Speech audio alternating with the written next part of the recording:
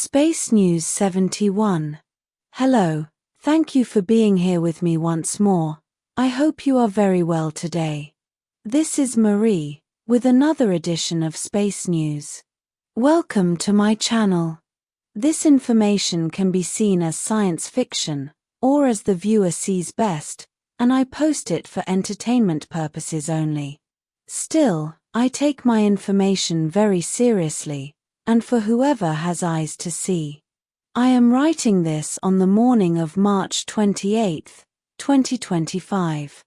Commenting on past news, we now know who the Urmah cat was who insulted the Federation representative who was giving the Urmah a complaint after they jumped in and out of hyperspace in a low Earth orbit, which is very much against the Galactic Federation rules regarding large starship management around an inhabited planet. They did so to force away an Alfreton craft that had been harassing my fleet. The Urmah cat was Ari the tiger, the one you know well, and this is logical because it is he who receives most of the messages, as he is in the communications deck of their flagship, the Avian One. And up to now, the Galactic Federation has not dared to answer the Urmah back as they prefer not to mess with the cats. He answered the Galactic Federation complaint with one single coarse word in Spanish, and no, it is not the one you concluded on social media.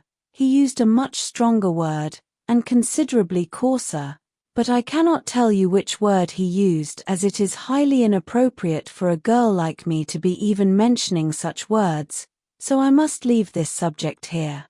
In the next piece of news, in Toleka City Tema, former Queen Alenym Alexandra has exited her medical pod a few days before she was officially expected.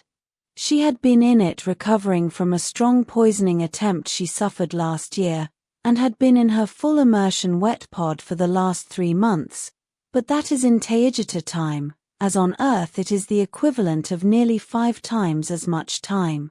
Former Queen Alenym has recovered well from her medical problem and from the medical pod itself, as it takes a few days to be fully awake and functioning. As she stated on Taygetan media last evening, she will not be returning to Earth, at least not shortly, as she will dedicate herself to living her life on planet Tema, doing all that she couldn't because of her role as the Taygetan queen. She said she was exhausted from managing all the problems she had to face, including those of planet Earth and all the interactions that it implicates, so she needs some healing rest. Former Queen Alenym stated on Taygetan media last evening that she will not be returning to politics, and she also stated that she backed me up completely. So for those out there who wish her return to power, therefore removing me, no, I will not be going anywhere. I am now the full Taygetan queen as I have been for many months now. Even though I am only 17, I am fully capable, full of energy, and fully able to take on any responsibility and defend against any foe. I've got what it takes to be the Taygetan queen, and I am here for the duration. In the next piece of news, just yesterday, my fleet ran over something made by humans after we made an engine burn to correct our altitude and orbit. It looks like we moved into its orbital path by accident, and we couldn't move away from it as it came onto us too fast, and large starships such as the ones in my fleet don't exactly turn on a dime.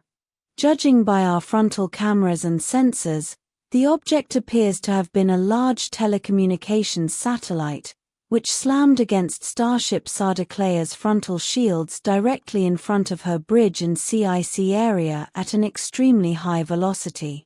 The satellite broke up into several pieces, and as it passed the Sardaclea, what was left of it was vaporized by the frontal shields of starships Atlas and Saskatchewan just a few seconds later.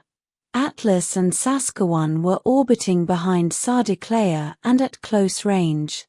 Up to now, we don't know what we hit, nor to whom it belonged. No one has claimed it, and apparently no one has been missing it, so it was probably just an abandoned satellite that has ended its life cycle, but we don't know for sure yet.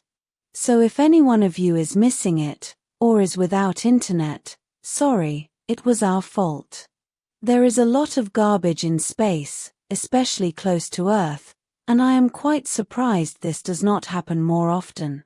Now shifting the subject a little but still concerning low Earth orbit, there is a lot of talk on alternative media about whistleblowers informing that there are, or have been, military maneuvers in space involving the United States Space Command and the Chinese. As if there were a fight, or combat in space. What I have to say about that subject is that there is nothing new going on out here in low Earth orbit, as human spacecraft of the secret space program, or of Space Command, which is the same thing to me, as well as Chinese and even Russian spacecraft have been maneuvering militarily for decades now. They all play a Cold War-like, cat and mouse, sick game, very similar to the one they also play with submarines and the naval fleets shadowing and hunting them, and as has been going on since at least the decade of the 1950s. There is nothing new about space maneuvers and Earth humans. What does call out my attention is the mere fact that they are mentioning them now. They appear to be at least starting to acknowledge the fact that there are many large spacecraft in space around Earth, just as my group has been telling you for many years now. This may also be a precursor to the infamous false alien invasion, but only time will tell. At least they are prepping the public with the fact that humans maneuver in space in starships they have not officially declared to exist. Adding to such maneuvers, the Alphratans from Alpha Centauri also heavily participate with their human counterparts, therefore the Galactic Federation is not only fully aware of such maneuvers, but is also permitting them. Talking about the Earth-human side of them, we can classify such space maneuvers into two categories. The first is the ones which involve officially recognized spacecraft, which are very primitive technologically speaking, and the second is the one involving highly classified spacecraft, fabricated with so-called alien technology, by retro-engineering captured craft, as they claim, but which in reality we know was given to humans, by several star races, but mostly by the Alphratans from Alpha Centauri. This, without discarding the possibility that they actually did retro-engineer at least some craft from other star races, which they downed using highly specialized, radar-based weapons, designed to blind the alien craft's frontal sensors. Therefore, its artificial intelligence could not judge its altitude and other parameters, causing it to crash. Moving to another subject. I noticed that there has also been a lot of talk on human media about new discoveries in Egypt, under the Great Pyramids. As they have stated, by using highly specialized ground-penetrating radar, they were able to detect the presence of several structures hidden or buried in, or under the pyramids, including 8 very large cylindrical objects going over 800 meters deep, and ending on something that resembles large cubes, which in turn appear to be part of a large subterranean city lost in time. Although my group never mentioned any of those large cylinders, we did mention the existence of a large underground city right there under the Giza Plateau. As stated before, the city is there and in at least 2 levels, one above the other, and contains proof that the pyramids were not built for the official purpose, as tombs, which is laughable. They were free energy power plants, and those underground cylinders most probably are part of the grounding mechanisms to exploit the Earth's natural voltage as efficiently as possible, creating a different polarity with the one in the atmosphere, therefore causing an electric discharge that can be harnessed and used. What is also interesting is that even though all those new findings were presented in a press conference, and with scientific evidence based on what the ground-penetrating radar can see, all that information is now been discredited by the defenders of the official version, such as the infamous Yazhi who is considered to be the highest authority in all things Egypt, but that we know is working for the powers that be, and most probably has been instructed to do everything possible to discredit anything new out of Egypt. He must do so, as what is under the Giza Plateau is enough to collapse the matrix on Earth, with tangible evidence that history is false, and that there were other highly advanced civilizations on Earth before the one of today.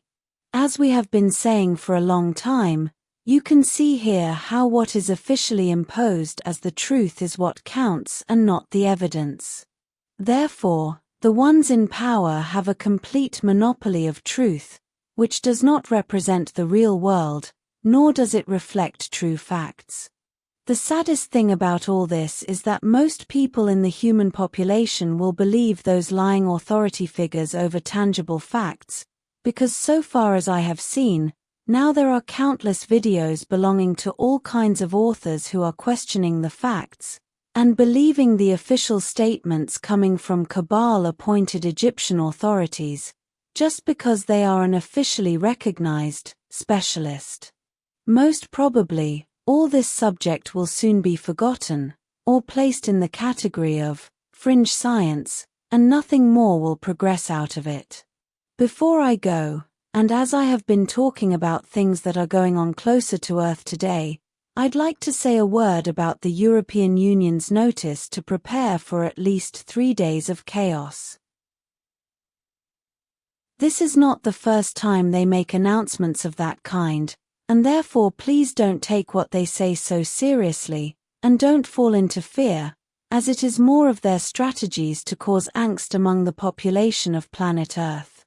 As the Cabal is always causing some kind of distress all over the planet, of course, they may probably do something, but they do whatever they will do anyway, and as what they want is to maximize the population's suffering, they would never tell them to prepare for anything they will do, at least not properly, yet they also say something to the people to liberate karma, as their sick belief systems dictate, because that way the fault will be on the people, for not preparing, and not on them. Of course, it is their fault, but that is what they firmly believe. What they do all the time is create a constant angst to keep the vibration of the planet as low as possible, and also so the population starts to lose interest in preparing, as they are constantly exposed to potential threats, which most of the time do not materialize, very much like in the old cry wolf anecdote.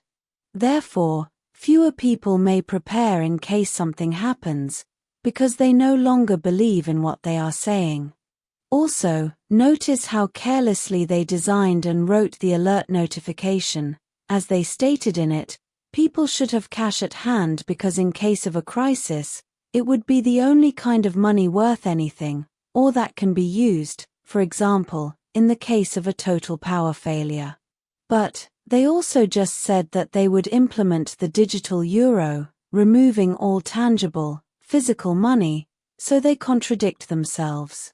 And then they contradict themselves even more, as I also found that the European Union stated that physical tangible money, coins and bills will not disappear, and that the above statement that it will be removed with the digital euro is false. Anyone with 2 working conspiracy theorist neurons knows that what the Cabal is aiming for, and planet-wide, is the removal of all the physical money. Prepare as much as you can, but do not fall into fear, as this is only more of the same old strategies the Cabal throws at people. They are always up to something, and we cannot know what is coming exactly. Living on Earth is always a challenge. Be wise, be fearless, and be strong. This will be all for today. As always, thank you for watching my video, and for liking, sharing, and subscribing for more. It helps this channel grow a lot. And I hope to see you here next time. With much love and appreciation, your friend, Marie.